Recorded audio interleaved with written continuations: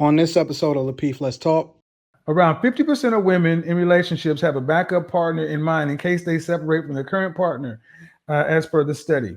Almost half of women have a backup plan in place, have a backup plan in the place of have a backup plan in the place of an event of separation from their current partner.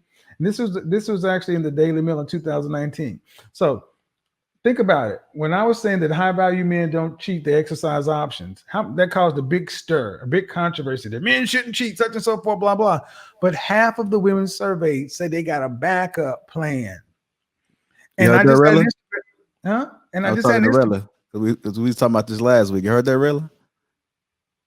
I had an Instagram show where We told you really don't trust them. I had an Instagram show where I was just talking, and women were like, "Well, for 2 hours." First woman said, "Well, I got a backup plan in place," and I said, "Well, why?" She's like, "Well, in case the guy I'm with is not treating me right."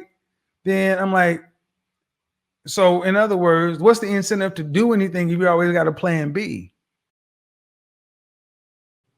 Okay.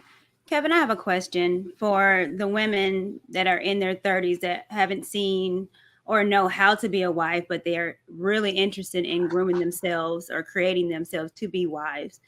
What's the first step in that? Well, I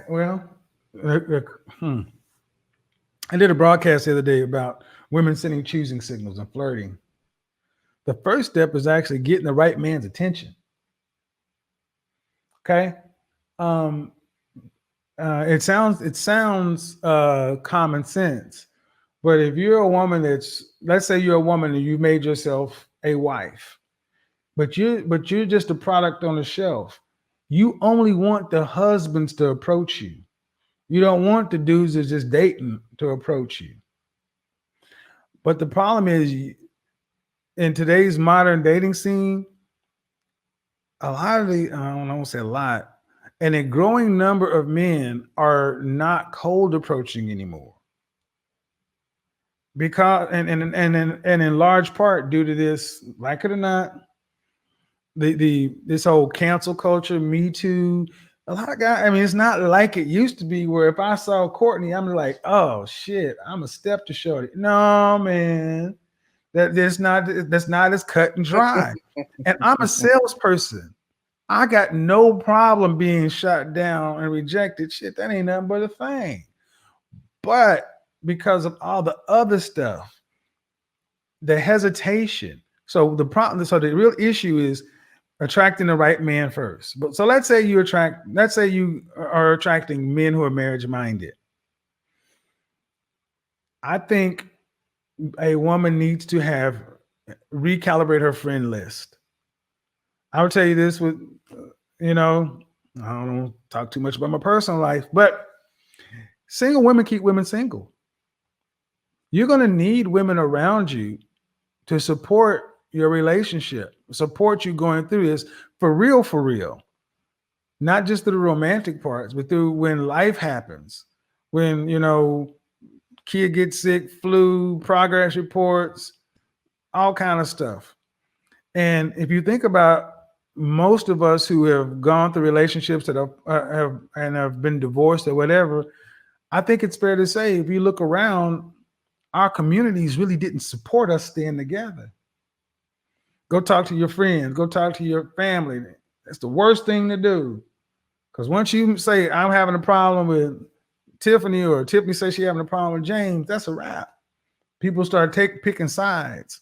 So I would say, one, making sure you're sending choosing signals, attracting the right kind of guy. Number two, is the infrastructure set up? Because Courtney, I believe that a man and a woman, honestly, when they put them in the room together, they can figure that stuff out. It's when they become public.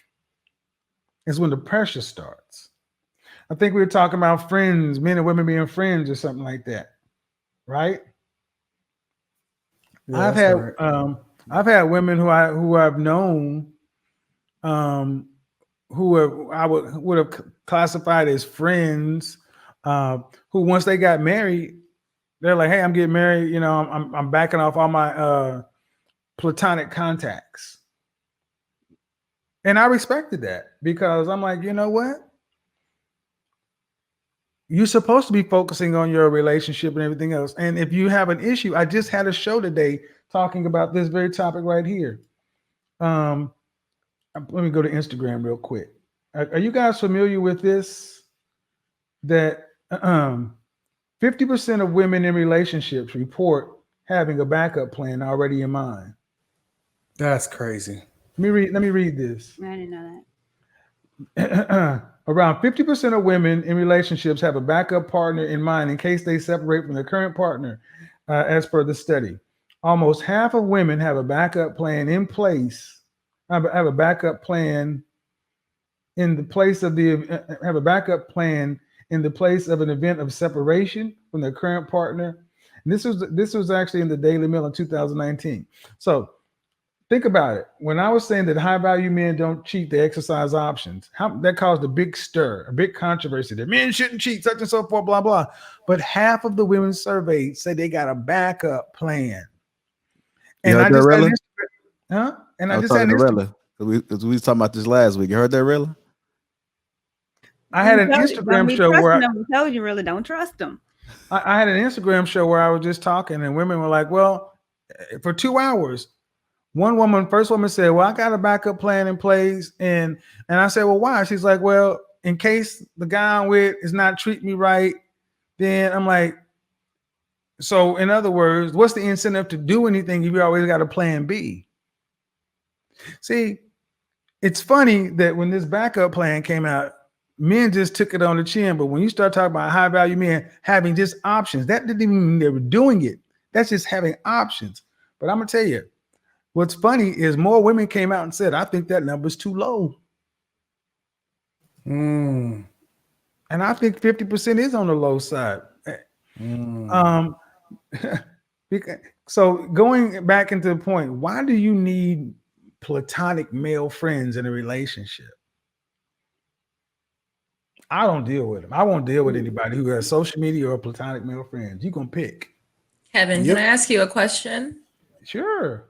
Do you think that the 51% of women who have backup plans, do you think that's a new thing of the modern women, or do you think that's always been how women are?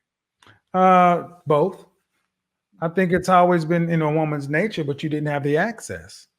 If you're from Boise, Idaho, before the interwebs, you couldn't have anybody except Boise, Idaho. You had people who had your phone number.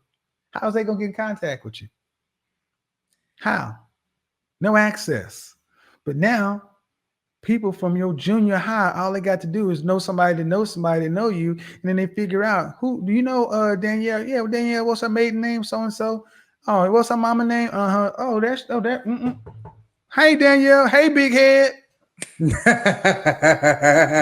Y'all have too much access now, which is why I've said it before. I don't deal with women who are active on social media. LinkedIn is the extent of it, and that's for professional reasons. And I don't tell them to cut it off, or I don't deal with it because it is too much access.